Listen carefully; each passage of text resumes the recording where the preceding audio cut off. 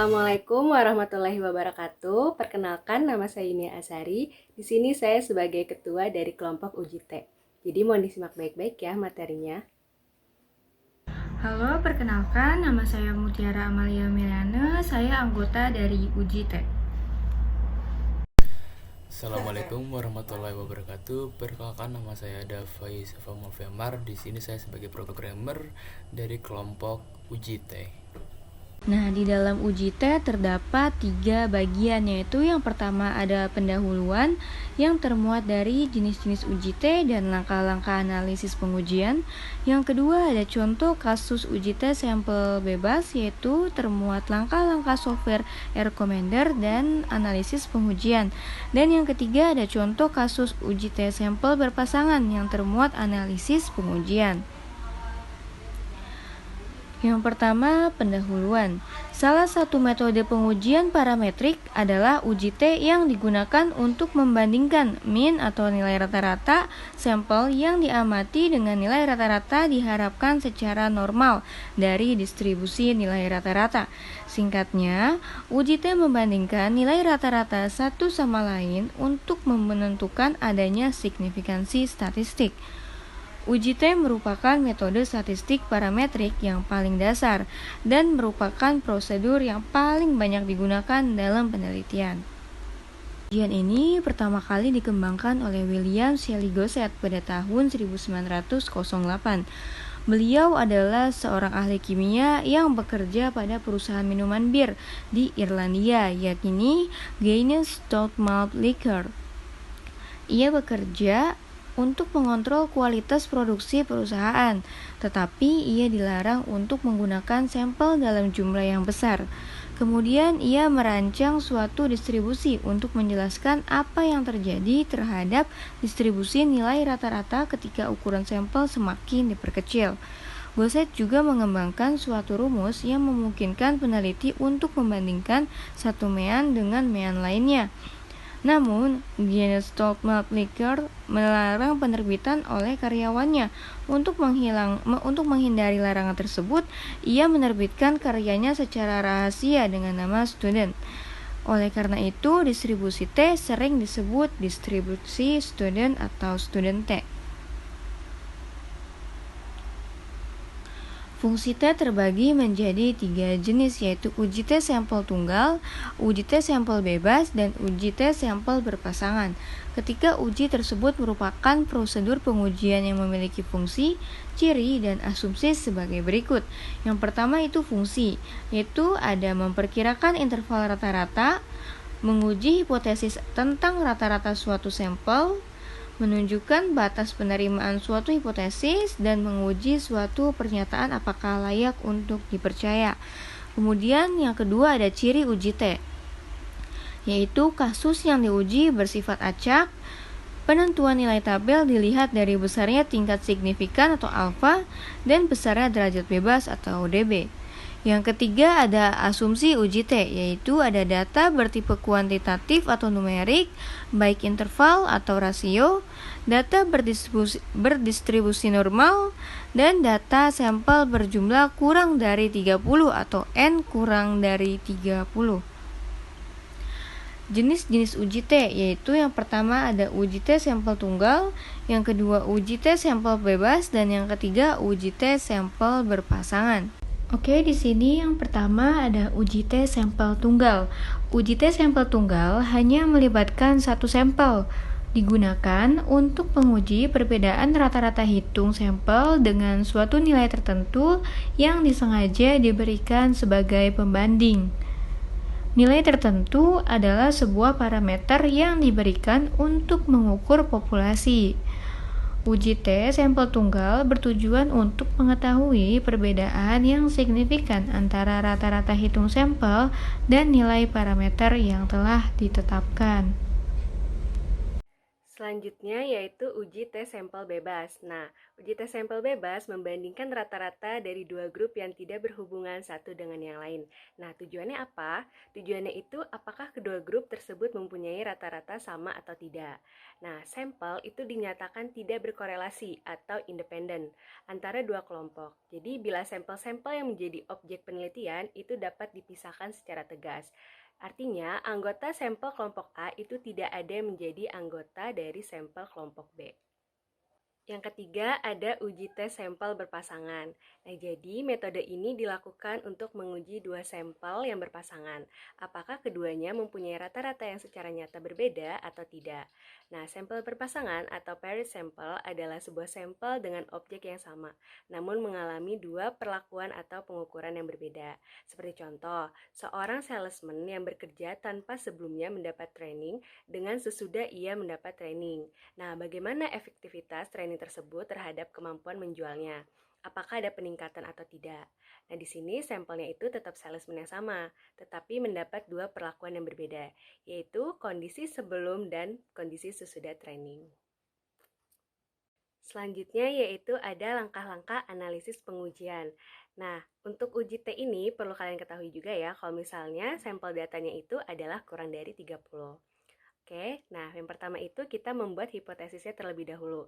Yang pertama ada pengujian uji tes sampel bebas, di mana H0 yaitu rata-rata kedua sampel itu identik atau sama. Nah, untuk H1 itu rata-rata kedua sampel tidak identik atau tidak sama. Nah, H0 itu adalah merupakan hipotesis yang harap ditolak. Tapi kalau misalnya H1 itu adalah hipotesis alternatif jika H0 ditolak. Nah, selanjutnya untuk pengujian uji tes sampel berpasangan, H0-nya yaitu tidak ada perbedaan rata-rata antara sebelum dan sesudah adanya perlakuan. H1 ada perbedaan rata-rata antara sebelum dan sesudah adanya perlakuan. Dapat kalian lihat ya perbedaannya untuk mengenai hipotesis yang uji tes sampel bebas dengan uji tes sampel berpasangan. Itu kalau misalnya uji tes sampel bebas di mana hipotesisnya ada kata-kata sampel ini identik atau sama. Sedangkan kalau uji tes sampel berpasangan itu ada kata-kata antara sebelum dan sesudah adanya perlakuan.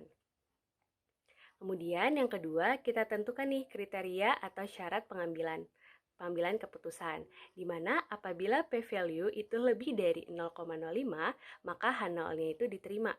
Kemudian apabila p-value kurang dari 0,05, maka H1 yang diterima. Selanjutnya yang ketiga, kita menentukan p-value-nya. Nah, p-value ini apa sih? P-value ini adalah nilai yang menunjukkan luas daerah di sebelah kanan atau kiri uji statistik. Nah, yang keempat yaitu pengambilan keputusan, dan yang kelima adalah penarikan kesimpulan. Selanjutnya, kita masuk ke contoh kasus uji tes sampel bebas, di mana manajer ingin mengetahui potensi kebangkrutan PT Biru AC yang disebabkan oleh COVID-19. Nah, penelitian ini menggunakan dua metode prediksi kebangkrutan, yaitu metode Alman Z-score dan metode Springett atau S-score. Nah, laporan keuangan yang digunakan adalah laporan posisi keuangan dan laporan laba rugi konferensi periode 2022 sampai 2032. Nah, berikut ini hasil penelitian kedua metode. Dapat kalian lihat ya, untuk tabel contoh kasus uji tes sampel bebas periode 2022 sampai 2032. Oke, jadi langkah pertama kita buka aplikasi Recommender-nya. Lalu kita klik pada menu data, lalu new dataset, dan kita rubah menjadi uji underscore independency. Lalu kita klik OK. Jika sudah akan muncul sebuah data editor, dan untuk var 1 kita rubah menjadi score dengan tipe numerik. Kita close. Untuk yang var 2 kita rubah menjadi kode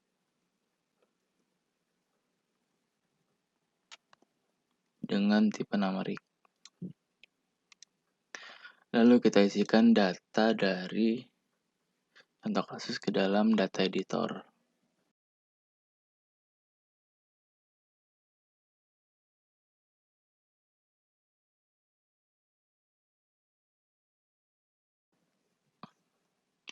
Jika sudah, maka tampilannya akan seperti ini. Lalu kita close saja. lalu akan muncul tampilan pada script uji underscore independency edit buka kurung s.data.frame buka kurung 0, dan itu tanda bahwa pengisian atau penginputan data yang ada pada contoh kasus dalam editor telah berhasil. Baik, jika sudah, kita klik lagi pada menu data, lalu kita klik yang manage variables in active dataset, lalu kita pilih yang bin numeric variable. Lalu di sini kita pilih variable topic 1-nya adalah code. Dengan number of bin kita rubah menjadi 2. Jika sudah, kita klik OK. Maka akan muncul tab baru dengan nama bin names. Dan untuk pada bin pertama, kita rubah namanya menjadi altman set score. Dan untuk yang kedua, kita rubah namanya menjadi spring at set score.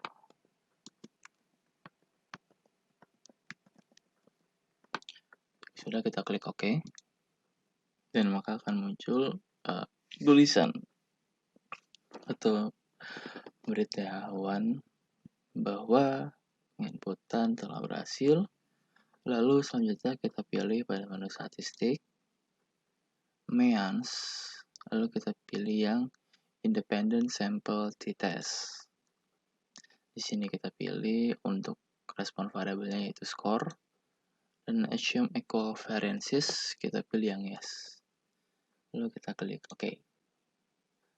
Dan untuk hasil akhirnya sudah terlihat. Selanjutnya yaitu analisis pengujian. Yang pertama kita tentukan hipotesisnya, yaitu hipotesis pengujian untuk H0 rata-rata kedua metode yang digunakan identik atau sama. H1 rata-rata kedua metode yang digunakan tidak identik atau tidak sama. Yang kedua kriteria pengujian, apabila p-value lebih dari 0,05 maka H0 diterima. Apabila p-value kurang dari 0,05 maka H1 yang diterima. Yang ketiga, kita tentukan nilai p-value-nya. Untuk p-value yaitu 0,466. Keputusan p-value lebih dari 0,05, maka kesimpulannya adalah rata-rata kedua metode yang digunakan adalah identik atau sama. Selanjutnya, contoh kasus uji tes sampel berpasangan, di mana induk perusahaan PT Ruari akan melakukan penelitian guna melihat apakah ada perbedaan rata-rata kinerja keuangan pada perusahaan sebelum dan sesudah right issue. Nah, kinerja keuangan tersebut diproksikan oleh tingkat return on investment atau ROI dengan menggunakan analisis laporan keuangan 12 perusahaan yang melakukan right issue pada tahun 2022. Nah, berikut data yang diperoleh. Untuk perusahaan yang pertama sampai 12, dapat kalian lihat ya tabelnya. Kemudian untuk dapat membedakan apakah ini uji tes sampel bebas atau uji tes sampel berpasangan, itu dapat dilihat dari soal. Kalau misalnya uji tes sampel bebas, berarti itu FIFO dan LIFO. Sedangkan kalau uji tes sampel berpasangan, itu di soal ada kata-kata sesudah atau sebelum.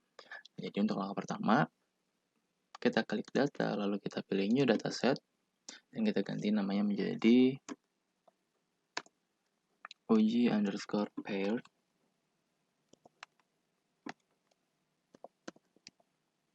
Lalu kita klik OK.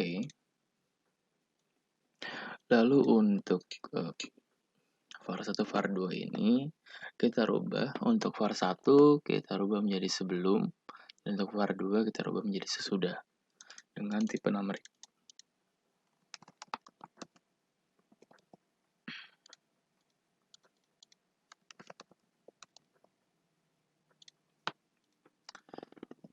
Jika sudah dirubah variabelnya, tinggal kita masukkan data yang ada pada contoh kasus ke dalam data editor.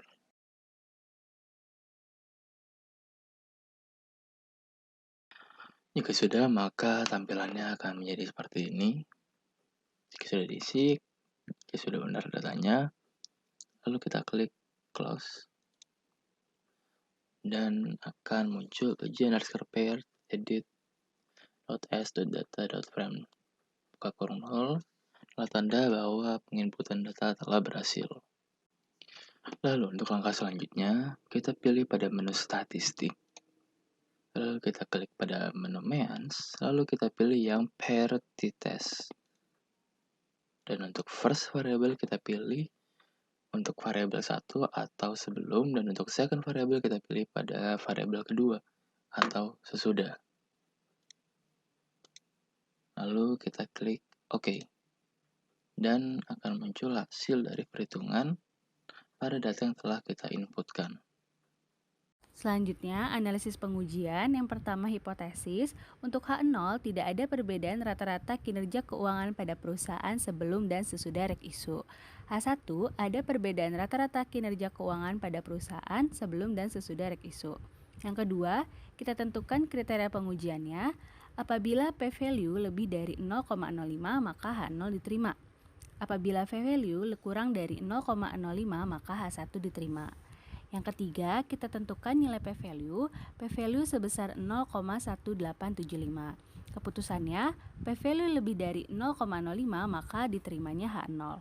Kesimpulan, tidak ada perbedaan rata-rata kinerja keuangan pada perusahaan sebelum dan sesudah rek issue. Sekian pembahasan dari materi uji T. Wassalamualaikum warahmatullahi wabarakatuh.